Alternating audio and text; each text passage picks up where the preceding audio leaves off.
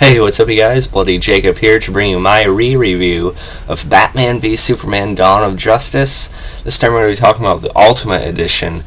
And this is, of course, before Friday, the true release of Justice League in worldwide theaters to the public. So I thought now is a good time to go back and watch Batman v Superman. This time the Ultimate Edition, just to sort of give my refreshed and updated thoughts on the movie. With this sort of being the of course, it was Man of Steel first, but this one sort of tried to start crossing things, as soon as they could.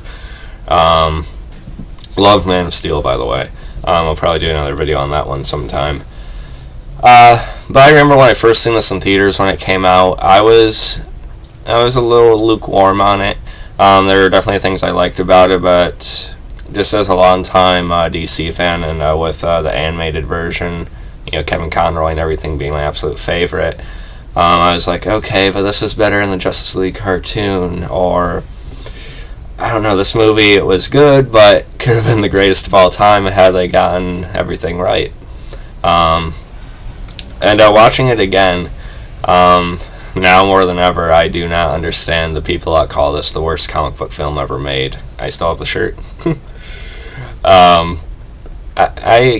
Everyone's entitled to their opinion, I get that, but to call it the worst comic book film ever made, or especially one of the worst films ever made, that seems a bit of a stretch. I don't know. But over time, I hadn't watched it in a while, but over time I had thought it was okay, or it was pretty disappointing compared to the greatness it could have achieved. And while the film still has issues, it still has a handful of somewhat weighty issues that hold it back from being just as great as it could have been, like I said. But after watching it again, I forgot just how damn good it still is. Honestly, I really, really like Batman v Superman: Dawn of Justice, even love it in certain extents. I am glad I watched it again, because I am now more hyped for Justice League, even though I know it's going to be really different with the tone. But we'll talk more about that in a little bit. Let me just say, I'm not going to go into the Ultimate Edition specifics too much, but I will say that it does sort of make the pacing feel a little bit more even. It makes it flow a little bit more evenly. There's a little bit more time spent with Lois's investigation into what happened overseas, with the incident we see Superman involved in at the beginning while trying to save her. Gives that a little bit more context, as well as Luthor's plan. There's a couple more scenes about that make the end results make a little bit more sense, I guess. Although Jesse Eisenberg's Lex Luthor is still one of the things I have an issue with.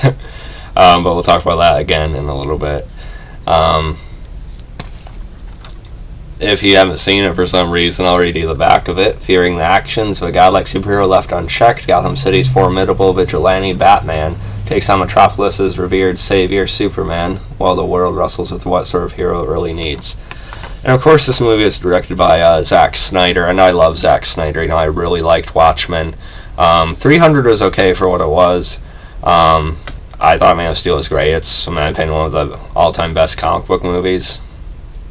And I really like him here because there's of course, his visual style is still very present, and he really gets some great shots.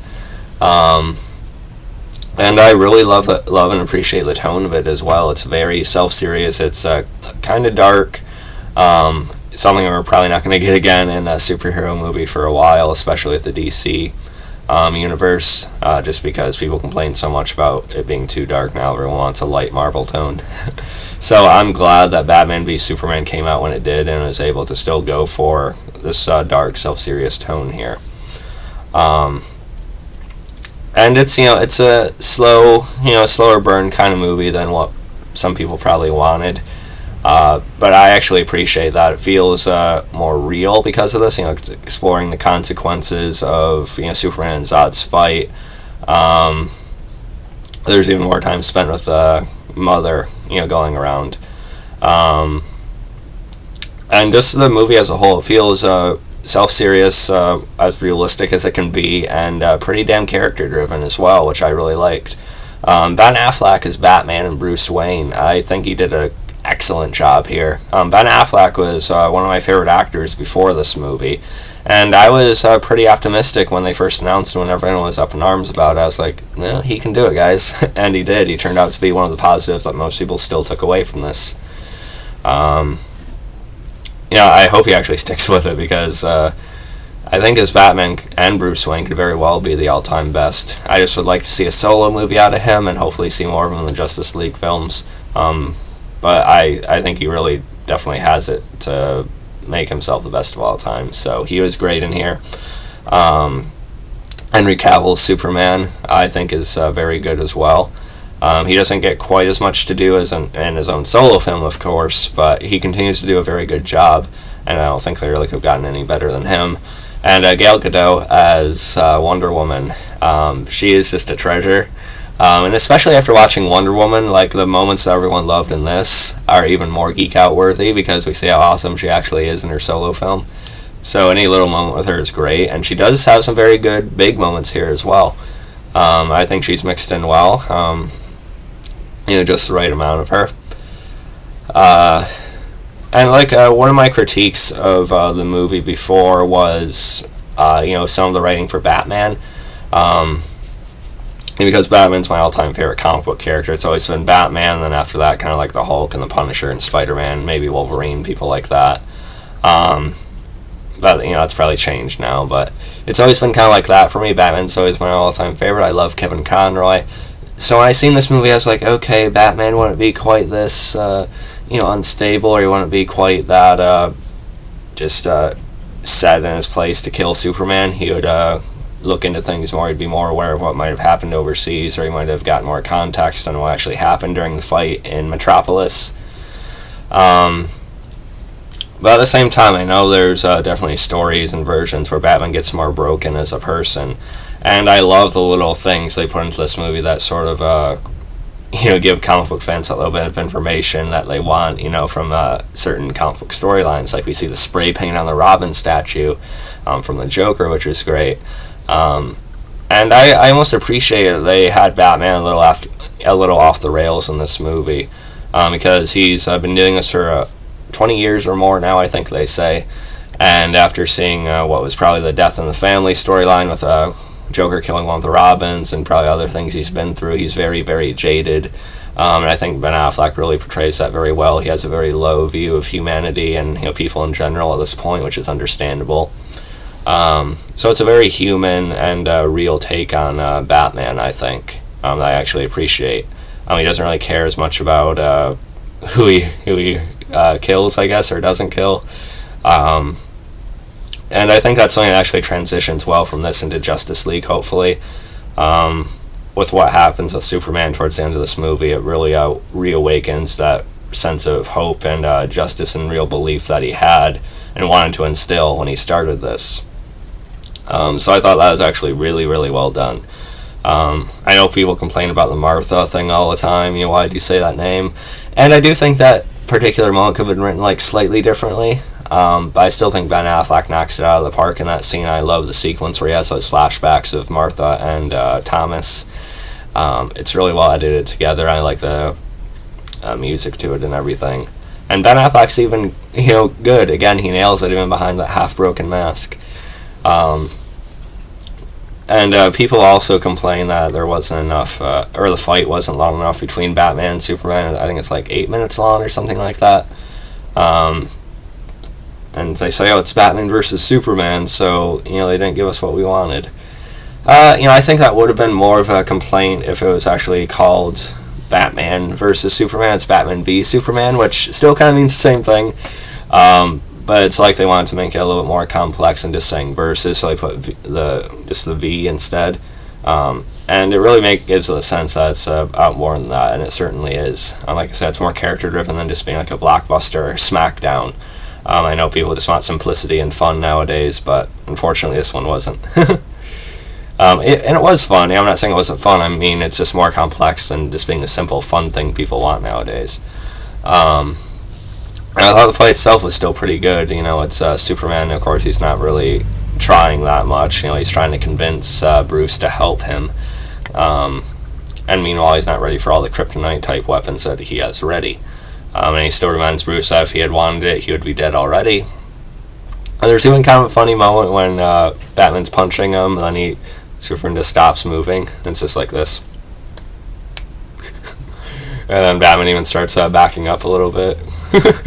And then Superman just puts him down. But I thought it really showed off the character's strengths pretty well there.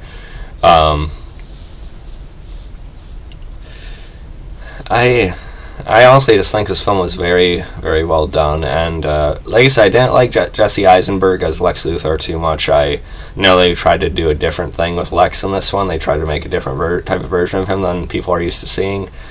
But I almost think that was a mistake. I think it would have been better if they just went with the traditional Lex Luthor. If they had cast Bryan Cranston or something, who I think would have been a great Lex Luthor.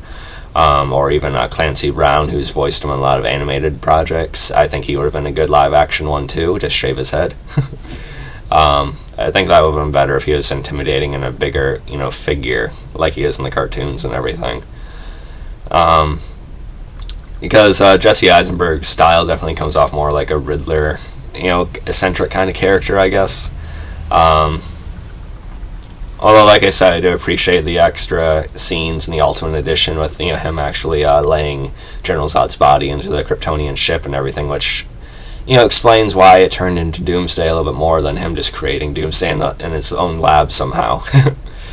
So again, it gives a little bit more context to his plan and everything. Maybe too much focus on Lois in the Ultimate Edition, I guess, but the investigation was important. I like the way they tied it together into the climax. So it definitely still helped the pacing, in my opinion, which wasn't that terrible to begin with, just the way, I guess it was the scene transitions before, but it's definitely a little bit smoother here.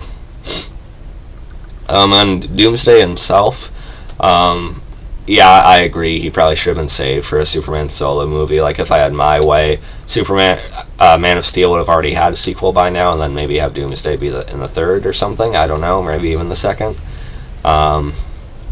But I get why they did the Doomsday Death Superman thing here, and I don't mind the way they had it transition Justice League and everything.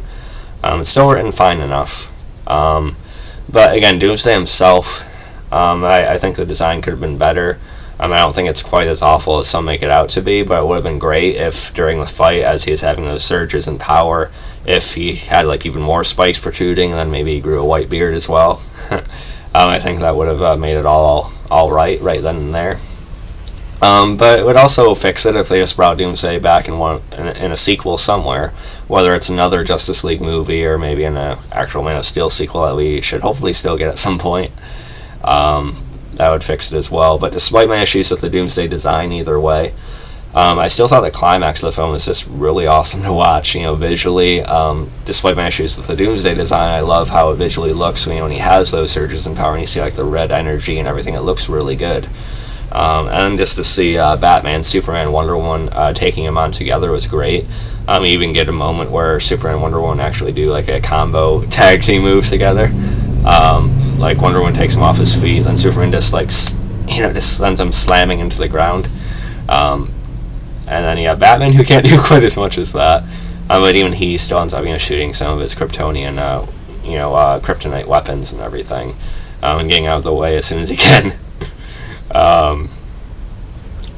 It was just really great to behold and watch, and it made me geek out. It made me smile. It made me smile, like I said, when Batman had that, when you can tell he had that hope reinstilled within him, when he helped Superman back up. And as cheesy as people think that was, for some reason, I think it worked. Again, maybe the dialogue could have been written a little bit differently in that scene. But when you see Batman sort of have that sense of hope again and knowing that he made a mistake, it made me smile. And, we get to see him sort of come back here. I'm happy for him. And that warehouse fight scene where he goes to save Martha is just great. It's ripped right out of the Arkham games. The choreography is very good. It's the best Batman fight scene we're gonna see probably. Maybe we'll see something like that, top it or equal it in a solo film or something. But it was just really cool. And in the Ultimate Edition, you also have Steppenwolf kind of cameo, which is good if it is setting up for Justice League, which it was. So it made sense to have that in there. The CGI is okay in that scene, but it's Luthor that sees him, I think. I think it was anyway, but yeah, there's actually a little moment with Steppenwolf. It's a deleted scene, it's been on YouTube for a while, so most had seen it, but it was okay to set up for it. And I think Superman's death, like I said, even though they probably could have done it in his own movie, it's still really well handled. I felt the emotion. I got a little bit choked up again. I really like Batman's speech, or at least what he said to Wonder Woman at the end when they were at the funeral, saying how he failed Superman and he won't fail him in death. And so again, I like that real sense of just being the hero that he used to be, coming back to him. And of course you see the dirt levitate over the casket. Now, some people think it's Superman coming back. Some people think it's him actually being taken under control by like Steppenwolf or Darkseid or something. But we'll see about that in Justice League. But I'm very excited for Justice League. I know it's going to be a lot lighter, which is really going to bug me. That it feels like it needs to be another Marvel movie. But for now, I'm glad we had Batman v Superman that took itself so seriously. And honestly, I think it was a very, very, very good movie. It's now soared back into the pretty high on my all-time list, actually, as far as comic book films go, and I'm happy I can say that. So if I had to rate Batman v Superman: Dawn of Justice, I was debating between an A- and an A. Like I said, there's issues I have with Lex Luthor and the Doomsday design, and there's like other little things, but I don't want the review to go on for too long. But I honestly feel like I could lean more towards an A, because it really did please me watching it again as a fan, and it's within my like top 10 all-time favorite comic book movies at the very least, if not closer. So I feel like if it got to that point, I should give it at least an A, perhaps. I don't know. But either way, I think it's awesome, and I don't really get why so many people bash it nowadays. It's very good. So yeah, follow me on Facebook, Twitter, like, subscribe. I'll catch you guys next time. Peace. Gonna be seeing Justice League Sunday, by the way. Gotta wait till Sunday just because of the damn work schedule. But I'll see it as soon as I can, and then I'll get my review out as soon as I can. So catch you guys for that.